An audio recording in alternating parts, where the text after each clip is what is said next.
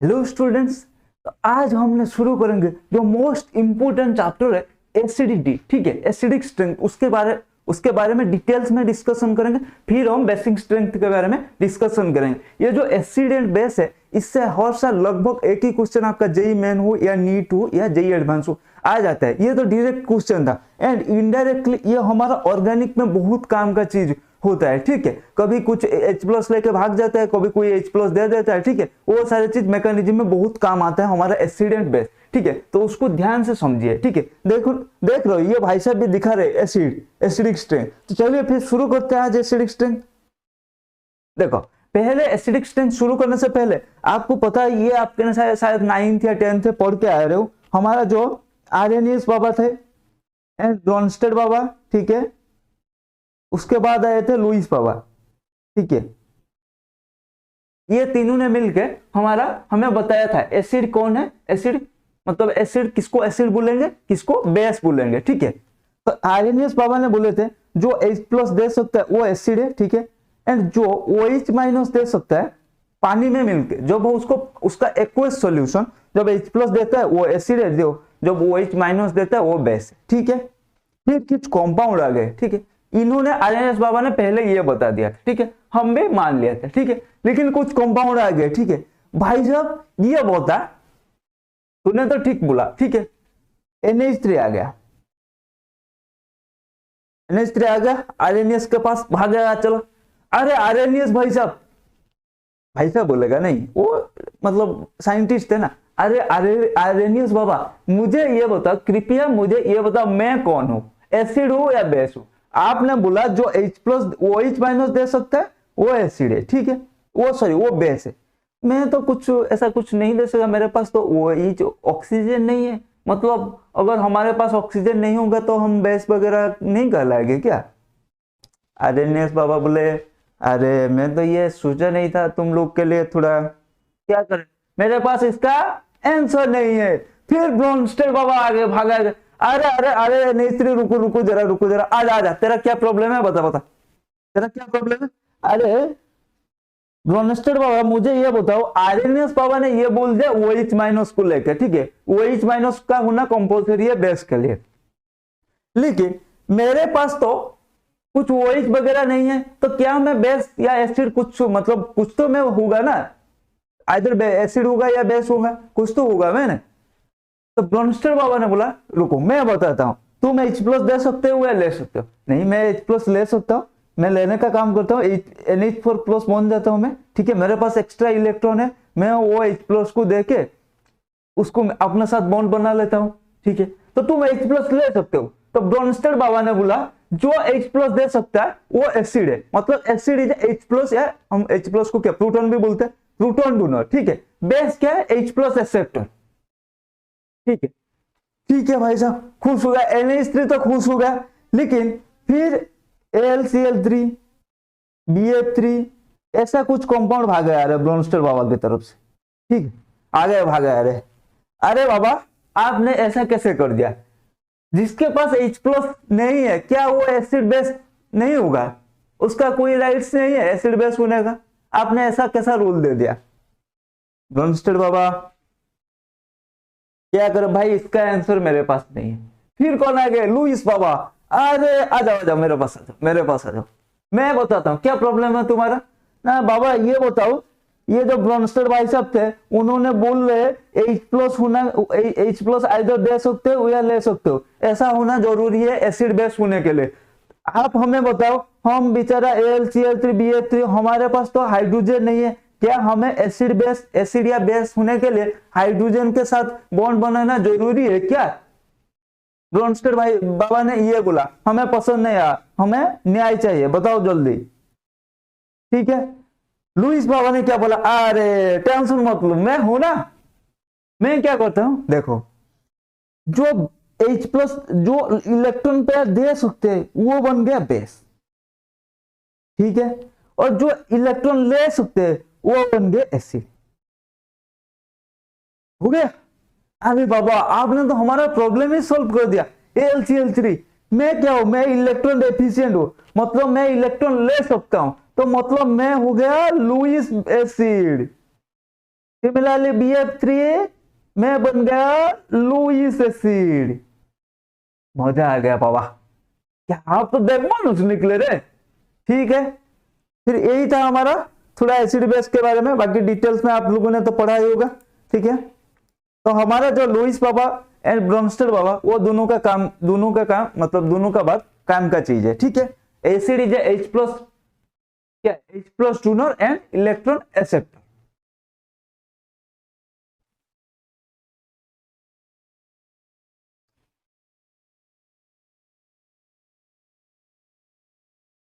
देखो ये H plus donor and acid, acidic substance था, ये इलेक्ट्रॉन ले लिया, H प्लस दे सकता है। ठीक है, अब एसिडिक स्ट्रेंथ, ये था एसिड के बारे में। अब डिस्कशन करेंगे हम एसिडिक स्ट्रेंथ क्या होता है। ठीक है, क्या होता है, देखो अकॉर्डिंग टू हमारा Bronsted Baba, acid is a substance which can donate H plus. ठीक है, H प्लस दिया। ठीक है, आनायन फॉर्मूला। ठीक है, ये था, पहले ये बात देख लेते, Ka इक्वल्स टू क्या होगा, ये फिजिकल केमिस्ट्री में आपने पढ़ा होगा भाई, हमारा जो प्रोडक्ट ये रिएक्टेंट हो गया, तो Pk इक्वल्स टू क्या हो गया, माइनस लो K। ठीक है, तो अगर K का वैल्यू इंक्रीज करेगा तो एसिडिक स्ट्रेंथ इंक्रीज करेगा, कि अगर K का वैल्यू इंक्रीज करेगा तो Pk का वैल्यू क्या होगा, डिक्रीज करेगा। तो higher the Ka value, lower the Pk value, more is the acidic strength. ठीक है, तो ये तो था। सर हम कैसे पहचानेंगे इसका Ka वैल्यू क्या है, Pk वैल्यू क्या है, रुको जरा बताता हूं। देखो क्या है, जो H था, जब वो टूटा था, क्या निकला था, H plus and A minus. ठीक है, अगर A माइनस, ठीक है, A माइनस मतलब आनायन, इसको हम बोलते हैं कॉन्जुगेट बेस। ठीक है, वो तो आगे देखेंगे कॉन्जुगेट बेस क्या है, वो आपने भी देखा होगा। ठीक है, ये होगा कॉन्जुगेट बेस। इसको हम ऐसे, हम बेस वो इतना में नहीं जाएंगे, हम डायरेक्टली बोलेंगे अगर ये जो आनायन निकला H प्लस देने के बाद, मान लो एक सब्सटेंस है H था, वो H प्लस देने के बाद उसका जो आनायन बना, वो जितना स्टेबल होगा, एसिडिक स्ट्रेंथ उतना स्टेबल, मतलब उतना ज्यादा होगा। ठीक है, तो एसिडिक स्ट्रेंथ देखो, जिस एसिड का H प्लस देने का कैपेबिलिटी ज्यादा है, उसका एसिडिक स्ट्रेंथ हम ज्यादा बोलते हैं। ठीक है, ये था एसिडिक स्ट्रेंथ। और H प्लस देने का कैपेबिलिटी किसके ऊपर डिपेंड करता है, जिसका H प्लस देने के बाद जो आनायन बन रहा है, वो जितना स्टेबल होगा, वो H प्लस उतना जल्दी दे पाएगा। समझ में नहीं आया, देखो बताता हूं।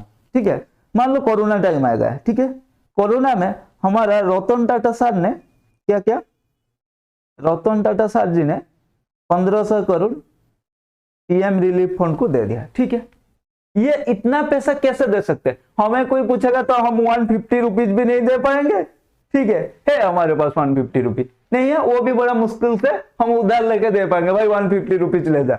लेकिन रतन टाटा सर के पास बहुत पैसा है, तो वो उन्होंने क्या किया, उन्होंने 1500 करोड़ डोनेट कर दिया। वो कैसे डोनेट कर पाए, क्योंकि वो फाइनेंशियली स्टेबल थे, मतलब 1500 करोड़ देने के बाद भी वो फाइनेंशियली इतना स्टेबल थे, जो 1500 करोड़ फटाक से दे दिया। लेकिन कोई हमसे 15,000 ले जाएंगे तो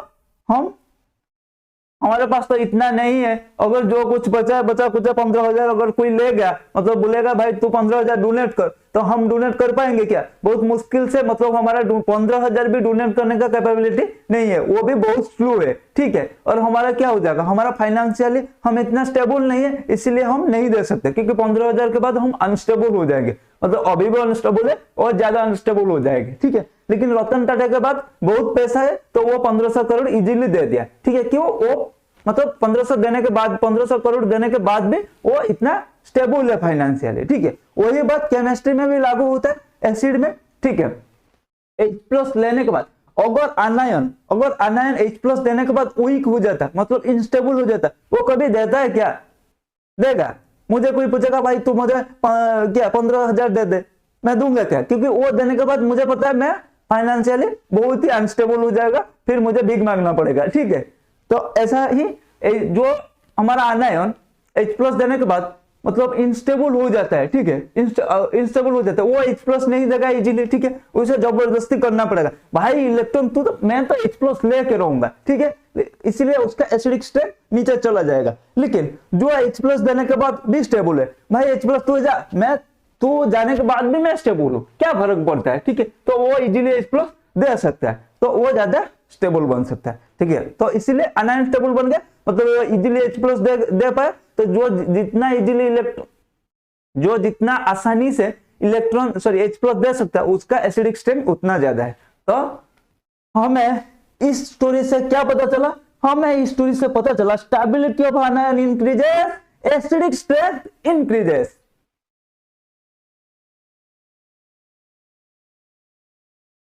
ठीक है, then factors affecting the stability of ion. अब था हम पहले एसिड क्या चीज है देख लिया, ठीक है, हमारा आरएनएस बाबा, ब्रोंस्टर बाबा, लुइस बाबा क्या क्या बोल रहे थे वो थोड़ा ओवरव्यू कर लिया, ठीक है। एसिडिक स्ट्रेंथ किसके ऊपर डिपेंड करता है, एक ही चीज तुम्हें याद रखना है, स्टेबिलिटी ऑफ आयन। जिसका जितना स्टेबिलिटी मतलब एक्सप्रेस देने के बाद जो आयन बनना है वो जितना स्टेबल होगा, हमारा एसिड उतना स्टेबल हो, सॉरी एसिडिक स्ट्रेंथ उतना ज्यादा होगा, ठीक है।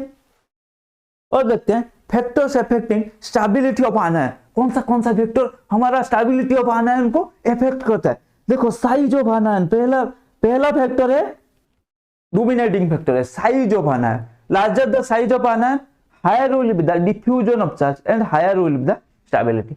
जितना आयन का साइज ज्यादा होगा ना, तो चार्ज का डिफ्यूजन उतना ज्यादा होगा, इसीलिए हमारा वो स्टेबल और मतलब ज्यादा स्टेबिलिटी रहेगा आयन का, ठीक है।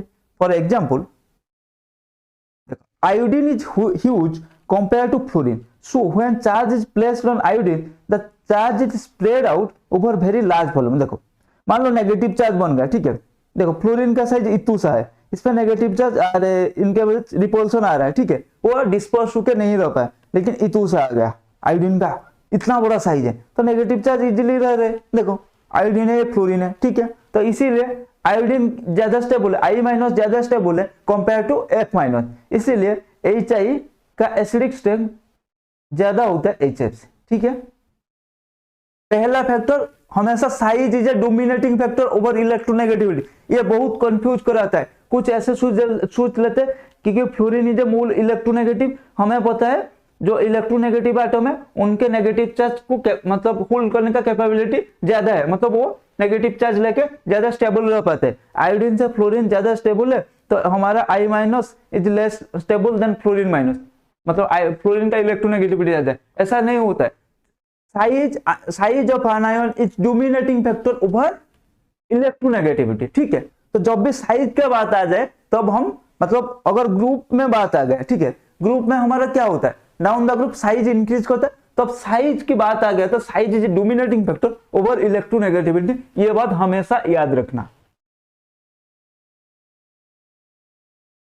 When the charge is placed in fluorine, the charge is stored in very small volume of space, बता दिया मैंने, ठीक है, ये देखो। So I minus is more stable than F minus, hence HI is stronger acid than HF। देख लो कैसे होगा, स्टेबिलिटी ऐसा होगा तो स्टेबिलिटी का ऑर्डर क्या हो जाएगा, ऐसा, ठीक है। तो फिर acidic strength HI greater than HBr greater than HCl greater than HF, ठीक है। तो हम among halogen halide the acidity of HI is more, ठीक है। तो the stability order of the hydrogen halide is as follows, देखो HF बता दिया मैंने, HF का सबसे मतलब सबसे लेस है देन HCl, उसके ऊपर HBr, उसके ऊपर हमारा HI, तो HI का सबसे ज्यादा है, समझ में आएगा, क्योंकि हमारा साइज ऑफ आयन इंक्रीज करते जा रहा है।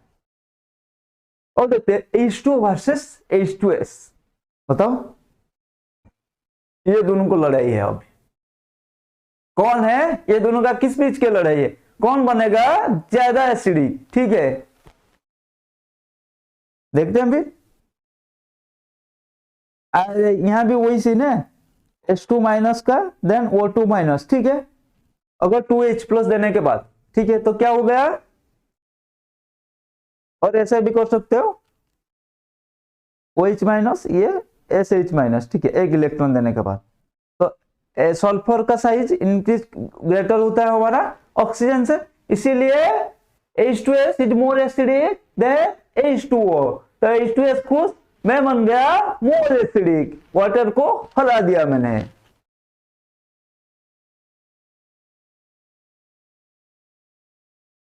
Then effect of electronegativity. अब देखो पहला फैक्टर मैंने बता दिया, पहला डोमिनेटिंग फैक्टर होता है हमारा साइज। अगर साइज अप्रोक्सीमेटली सेम है, मान लो एक एलम में पीरियड चल रहा है, तो साइज हमारा अप्रोक्सीमेटली जो पी ब्लॉक का पीरियड में होता है साइज अप्रोक्सीमेटली सेम होता है। अगर साइज कंपेरेबल आ गया, मतलब अप्रोक्सीमेटली सेम आ गया, तो अब क्या करेंगे, अब हमारा बात आएगा इलेक्ट्रोनेगेटिविटी का। Electronegativity increases, stability of ion increases.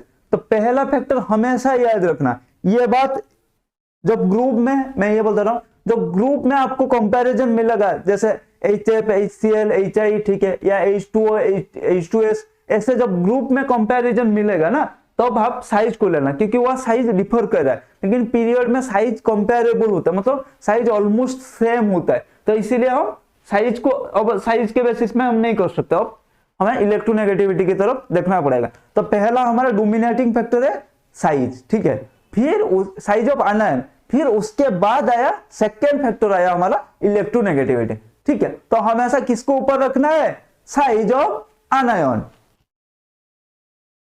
Then electronegativity क्या, if size approximately same then electronegativity increases. अगर इलेक्ट्रोनेगेटिविटी इंक्रीज किया तो स्टेबिलिटी ऑफ आयन इंक्रीज किया। जहां स्टेबिलिटी ऑफ आयन इंक्रीज किया मतलब हमारा एसिडिक स्ट्रेंथ इंक्रीज कर गया।